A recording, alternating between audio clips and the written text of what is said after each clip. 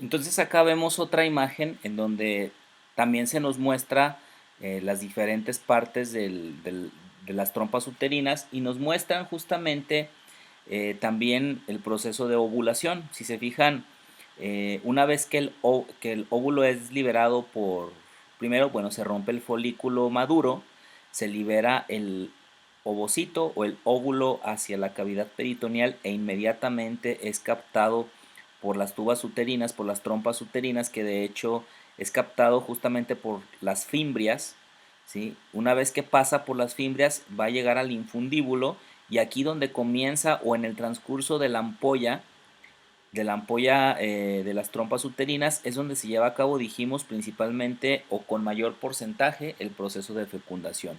Entonces, en el caso de que ese óvulo haya sido fecundado, pues el proceso de diferenciación celular del cigoto va a seguir el proceso de morulación, porque después de que el cigoto se une, perdón, de que el gameto masculino se une con el femenino, formamos el cigoto, que básicamente es una célula que va a ser justamente el resultado de la fusión de los dos gametos. Entonces, desde la fecundación y pasando por las trompas uterinas empezamos a tener el proceso de división celular para constituir la mórula y finalmente el blastocisto, que va a ser el que se va a implantar en el cuerpo uterino. Aquí vemos otra imagen en donde también se nos describen parte de algunas otras estructuras relacionadas con la trompa uterina. Si se fijan aquí, tenemos tejido peritoneal que va a rodear todo el borde inferior de las trompas uterinas y que también rodean gran parte de la superficie del útero. Entonces, este tejido peritoneal que actúa como si fuera un ligamento suspensorio, ¿sí?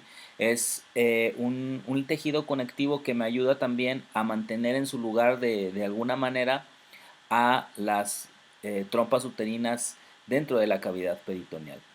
Si se fijan, las fimbrias aquí no están completamente adheridas al ovario, ¿sí? Y habíamos comentado que en el proceso de la liberación del ovocito, el óvulo en un momento determinado puede llegar a estar en la cavidad peritoneal y posteriormente seguir su camino hacia las trompas uterinas. Y también habíamos comentado que si el proceso de fecundación se llevara en esta región de acá, corremos el riesgo de que exista un embarazo ectópico, es decir, un embarazo en un lugar que no es el útero.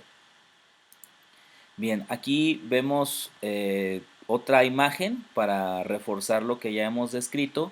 Tenemos fimbrias, infundíbulo, todo lo que corresponde a la ampolla y el istmo, ¿sí? Que de hecho la ampolla, si se fijan aquí, pues es una de las regiones más grandes dentro de las tubas uterinas. Trompas uterinas, digo tubas uterinas porque también se dice así. Entonces tenemos trompas de falopio, tubas uterinas o trompas uterinas, ¿sí? Tenemos posteriormente la ampolla del istmo y la porción intrauterina o intramural de las trompas uterinas. Y fíjense aquí, aquí yo tengo toda esta porción de las trompas uterinas está completamente separada del ovario, pero hay una ligera porción, un pequeño pliegue aquí que sí está muy cercano al ovario. Ese pliegue o esa formación epitelial se conoce como franja ovárica y esa franja ovárica de alguna manera me ayuda a dirigir o a conducir el óvulo hacia dentro de las trompas uterinas. Básicamente actuaría como una guía para el óvulo. Obviamente que si hay un embarazo ectópico, esa guía pues no nos va a servir de mucho, pero obviamente los embarazos ectópicos o los embarazos que suceden en cavidad abdominal, es decir, que no están dentro del útero, sino que están adheridos a otras estructuras abdominales, son muy raros.